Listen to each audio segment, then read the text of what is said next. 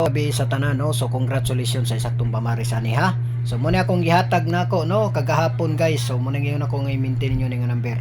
So congratulations sa 408 nga na isaktong pamaris aning 4884. Okay.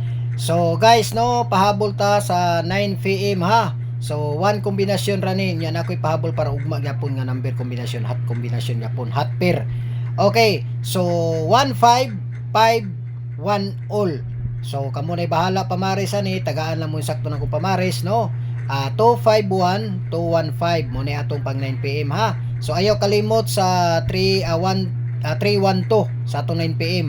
Unya advance nako nga hot pair advance akong hot pair kini.